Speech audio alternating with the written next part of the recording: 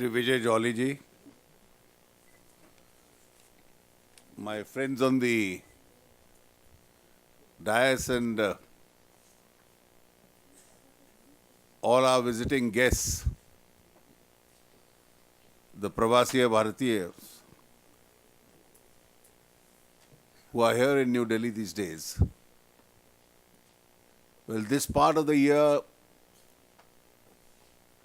has become extremely important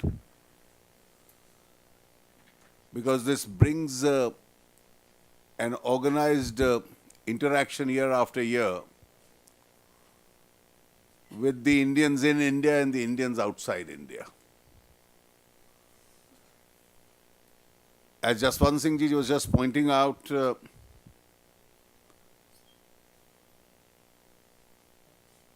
Indians are full of entrepreneurship and enterprise. And therefore, spreading ourselves to the various parts of the world is quite inevitable.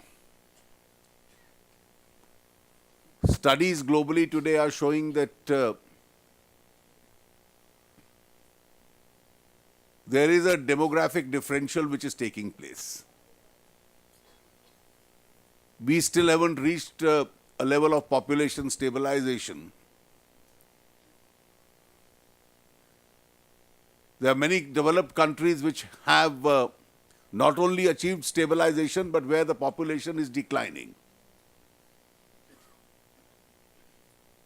We have a surplus human resource.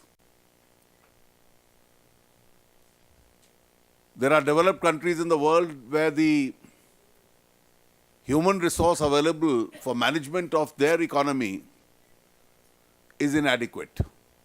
And therefore, market forces itself will compel transfer of human population. What used to be once referred to as the brain drain, today India is acquiring the position of a brain bank. And therefore, year after year, when censuses are taken world over, market forces itself, because of this reason, will compel this whole concept of Indians located outside India to expand in numbers. We in the BJP particularly have been very concerned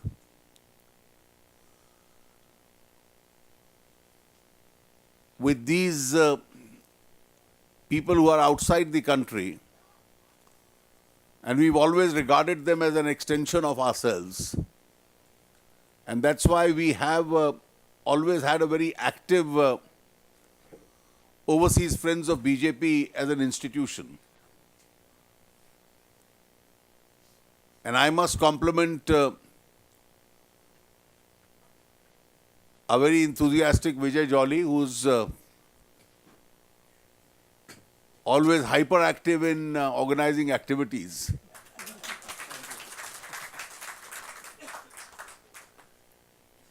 In maintaining contact with most of our units internationally. So whenever I travel outside the country, I try and keep a secret from him, but he finds out somehow. And then impresses upon me and compels me for interactions, which of course is something which we enjoy. I've been asked to speak on the state of the economy today. At a time when things are extremely challenging in India. We followed a model for the first 4 decades, which was a regulatory model. We took a break from that model in 1991. And I have no hesitation in saying that it was a break for the better. We unleashed the energies of the Indian people who have shown a remarkable amount of entrepreneurship. And we were gradually moving towards an economy which has always lived in shortages, to an economy which was self-reliant, which was building up into one of the faster growing economies in the world.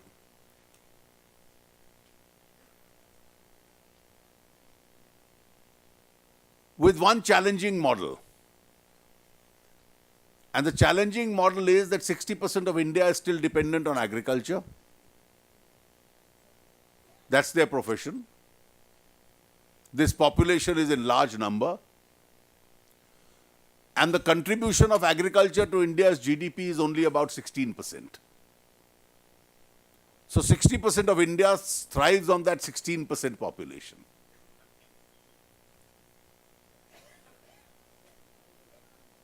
Which is an obvious indication of the fact that there is huge unemployment or underemployment as far as agriculture is concerned.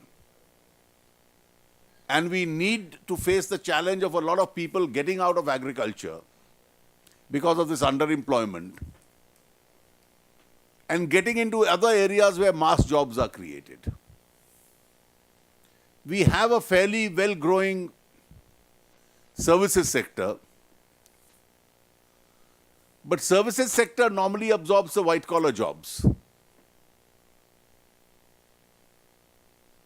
Mass jobs are created in manufacturing. And unlike developed countries in the West, we have the advantage of in India of evolving ourselves into a low-cost manufacturing state. Regrettably, that has not happened. The global economy has changed. And a change principle of global economy today is that consumers world over will buy products which are good and cheap. They'll hire services which are priced more competitively. Our services are competitive. But we need a great challenge of low-cost manufacturing in India, which other economies in this part of the world have achieved. We need a series of reforms in that regard.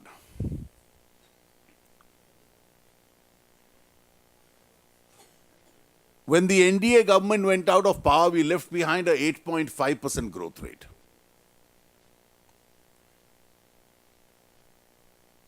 UPA once survived and sustained on basis of the policy initiatives of the past 14, 15 odd years.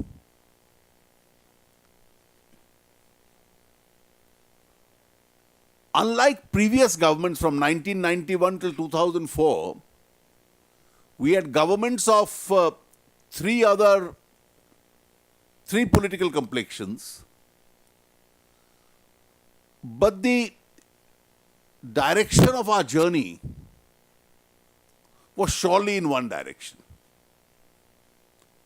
2004 is a benchmark where the situation changed.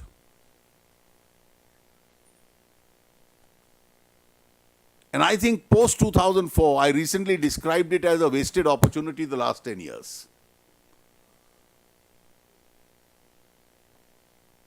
I think it's important today, when we determine what our economic priorities are going to be, if tomorrow the BJP or the NDA is back in power,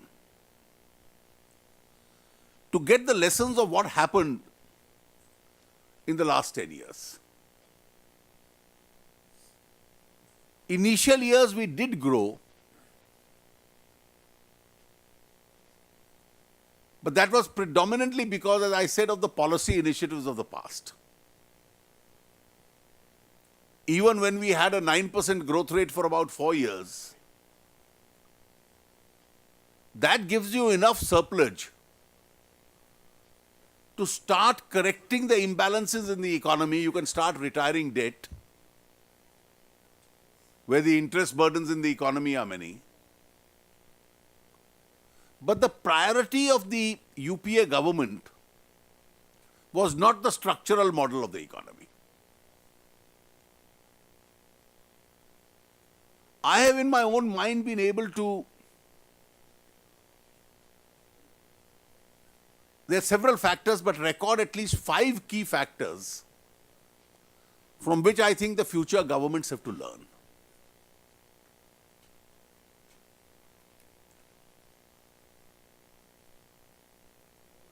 I think the first important factor of what has gone wrong in the last 10 years and what was perceived to be a fastest, after China, we were the second fastest growing economy in the world. The whole concept of BRICS was formed with the idea that this is the new block of developing nations, and today you find editorial comments, will the I in the BRICS fall off? And I think the first lesson of the story is that a large democracy like India must always have a tall political leader as the leader of the government. This whole principle of a dual authority to run a government, where power lies outside the government, doesn't work. Corporate models can work where there is a board of directors outside and there is a hired CEO who runs the government. But the largest democracy in the world doesn't work on that pattern. It's always necessary that in democracy, I am unable to speak, the disturbance.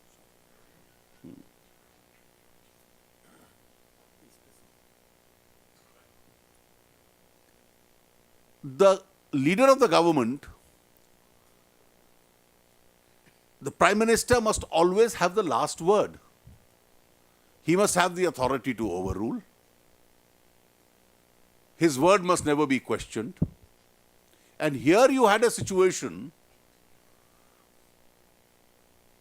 where 7 lakh crores, 700,000 crores worth of projects were left pending because one minister or the other would raise an objection.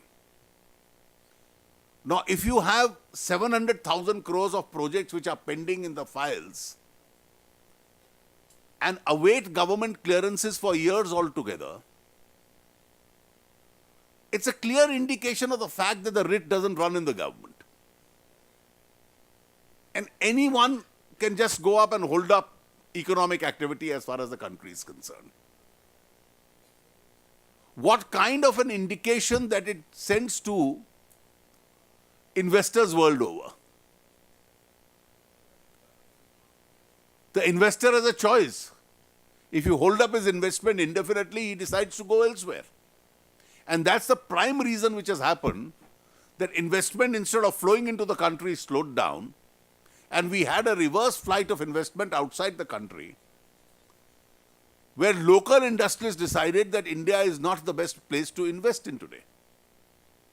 Now, this for the last 4 years has become virtually a pattern. People are looking for more profitable hubs outside India. Coupled with this first was a second problem, that you created a structure outside the government. We called it the National Advisory Council, but its word was the law. It had a definitive tilt to the left of the center.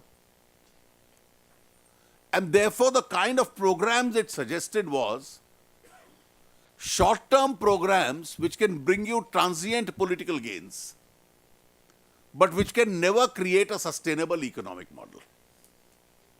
So if you say, instead of retiring debt, waive off bank loans,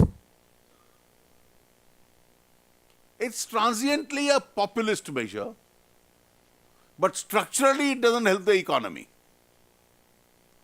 The impact of it is forgotten within days and weeks.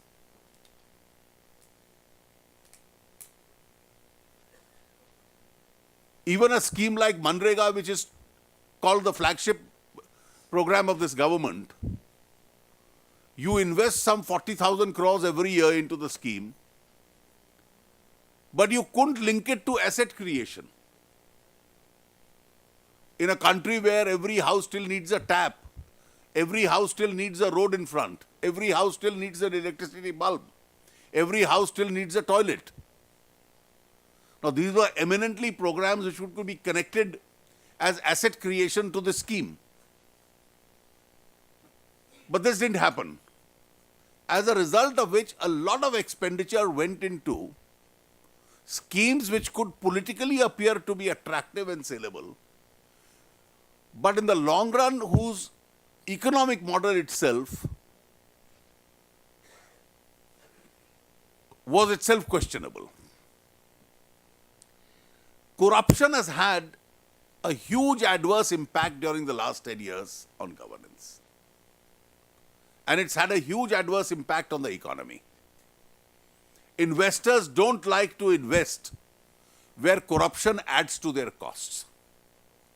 Corruption sends a negative signal to investors. Now just take illustrations how negative signals have gone.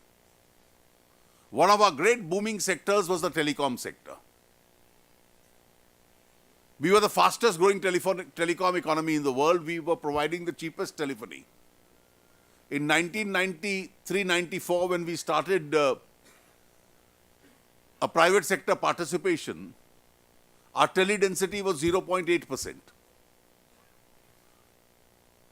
And in the last 18, 19 odd years, we are now close, we've crossed the 75% figure, we are close to 80%. So admittedly, one of the better, faster growing telecom economies in the world. Now, when we started allocating spectrum, despite the Prime Minister and the government being repeatedly told that this allocation is taking place for a collateral reason, and those reasons are highly questionable, you are not getting the best market value for it, the government decided to go ahead. At the end of the day, the spectrum allotment is cancelled, the licenses are cancelled, the investments are almost forfeited and lost, and future investors will think 5 times before investing in an economy where there is no stability of policy and no stability of contract. The same thing is going to happen as far as our coal block allocations are concerned. India is one of the largest coal reserves in the world. We have coal reserves of 200 years. 70% of our power is generated through coal process, the thermal project. We allocated coal blocks rather than on a definitive criteria on basis of almost personal favors. Congress leaders became name lenders and rentiers. And today, those coal blocks for the last 6 to 7 years are paralyzed. So one of the largest coal reserves in the world, we are importing coal to run our power plants. And importing coal means it will be costlier. The cost of transportation will be there.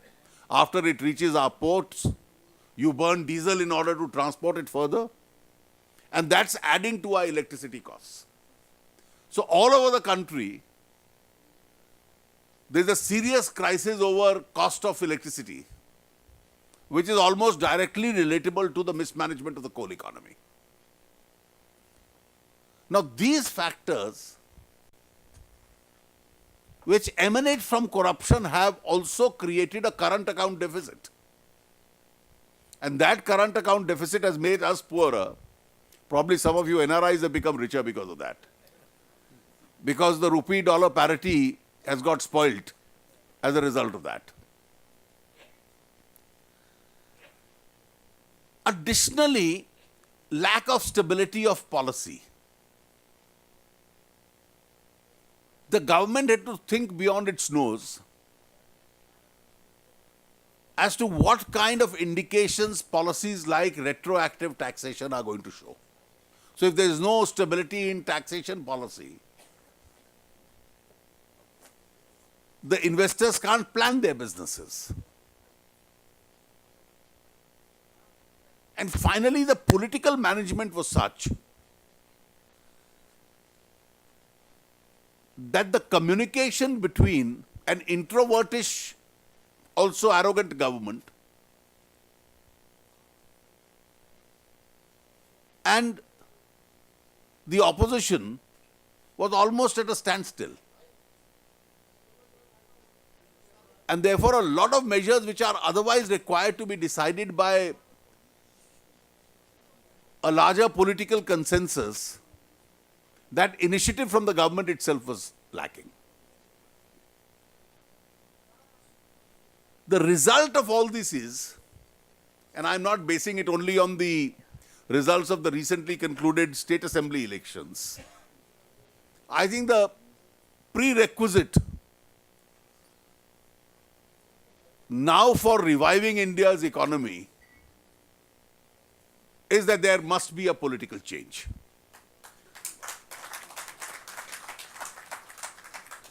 The present government has lost its will to govern.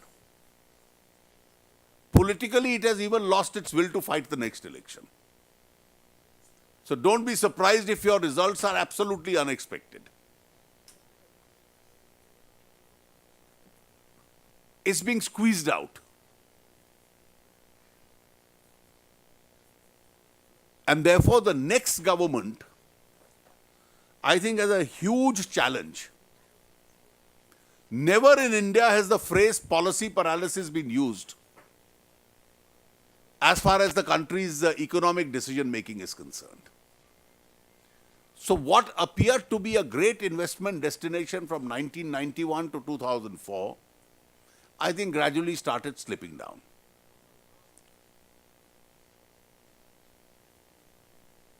The environment has to be changed. A political change is capable of changing the environment. And if you ask me the priorities, you have to curb inflation. We are in a situation now of low growth and high inflation. Our food inflation particularly is most challenging. We need to contain inflation not merely by the exchange rate management of the Reserve Bank, but we have also to address the supply side.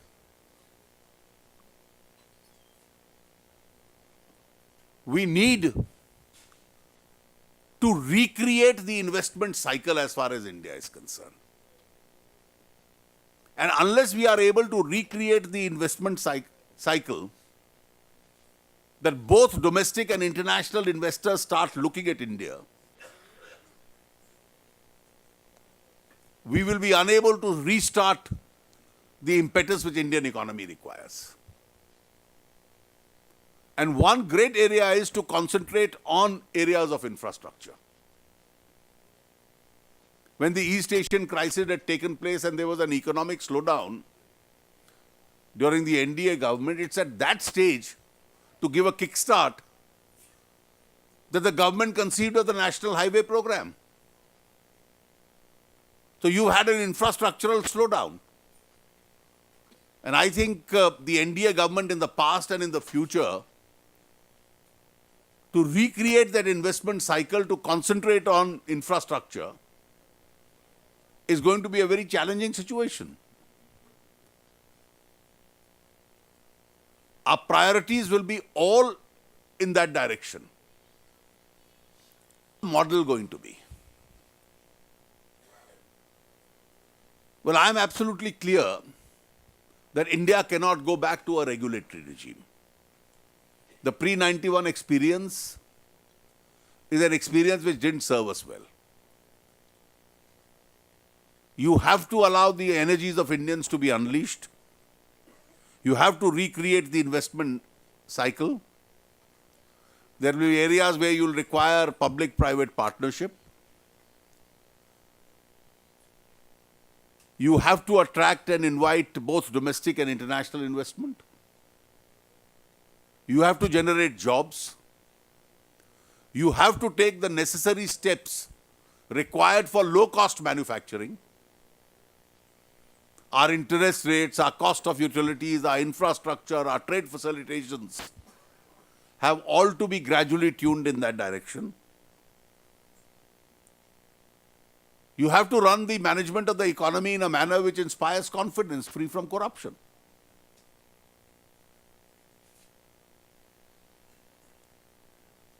But does that take care of a big problem that you depend on growth? How do the 30% odd people below the poverty line in India benefit? And that's the greatest challenge the Indian economy has. How do you pull out these people from below the poverty line and create a more just, a more equitable society? I don't think we in India are in a position to allow a system where we depend on the direct, indirect consequences of growth itself to allow people to be pulled out. Some economists have argued that as you grow, people will be pulled out of poverty. That can happen, but that's a very slow process. And therefore, to additionally help these people to grow out of poverty, you need a high growth rate and you need a lot of poverty alleviation schemes. So even when you depend on the market for growth, you need an economy which has a social consciousness. And therefore that social consciousness compels you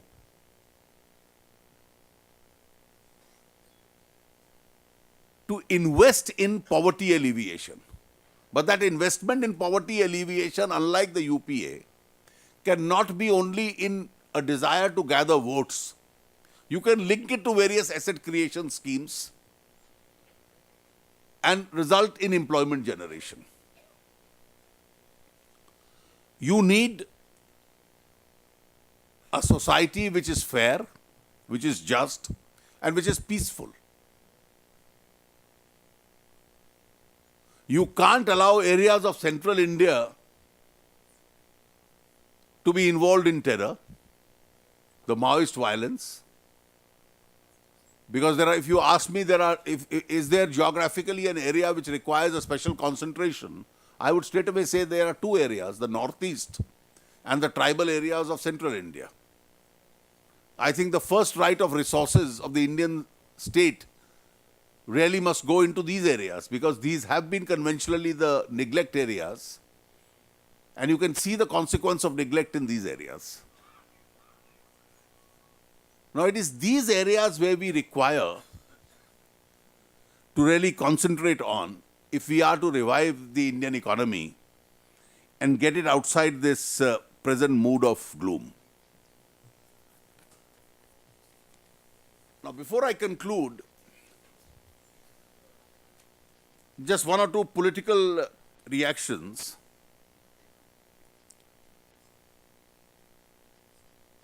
How do I see politically the situation moving? I've just said the Congress and the UPA seem to have lost that will to even fight. So I won't be surprised if I see a very unexpected result as far as they are concerned.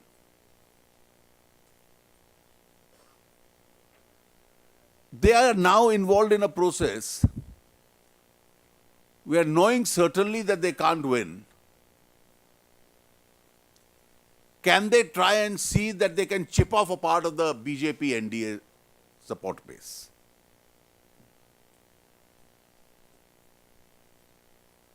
I think it's a challenge for the BJP and the NDA to, in a situation where a vote for an alternative government headed by Narendra Modi is really a vote which is going to be in India's interest. And a large part of India feels that.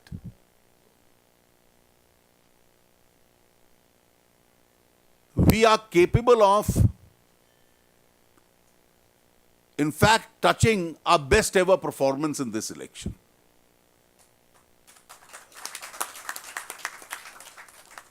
If the BJP is strong, we'll certainly get more allies, either before or after or both.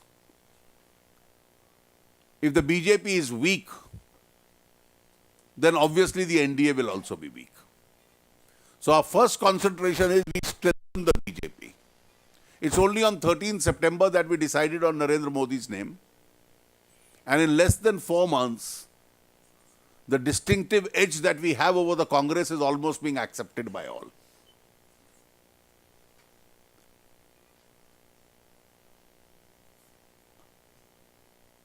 We have issues of importance to India's national security, which are capable of disturbing the economic environment. They are capable of disturbing the political environment. And we have to deal with them in a very challenging manner. I think knowing the background and the past history of the BJP, our entire legacy, we've been very firm on these issues. Yesterday I came across statements like a referendum in the Kashmir Valley on whether they want security forces to be present there or not. This is an issue of India's security. The whole idea of plebiscite, which was an alternative phrase used in the Nehruvian era to wishes of the people being taken into consideration,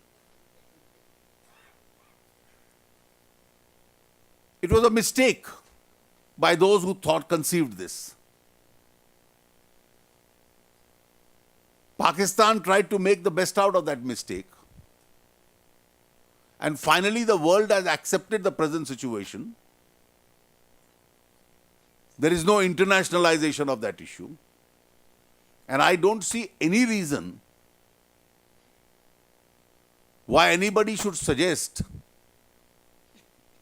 that we lower our guard as far as India's security is concerned. The presence of security forces in a particular area is not dependent on populism or referendum. It is dependent on the security requirement.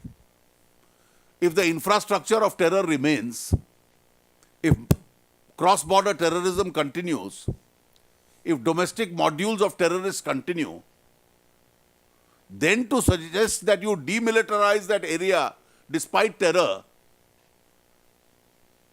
would be disastrous for Indian security. Therefore, the presence of security forces has to be linked to the kind of terror threat or the security perception we have of that area. It can't be linked to votes, or it can't be linked to populism or referendum. Such ill-advised ideas must always be rejected forthwith. They can only disturb India's security environment, and a disturbed environment disturbs politics, it disturbs sovereignty, it disturbs economy. So I do hope that from 1991 we started with an enthusiasm about Indian economy with a change policy initiative. It continued till 2004. Thereafter, there has been a gloomy situation.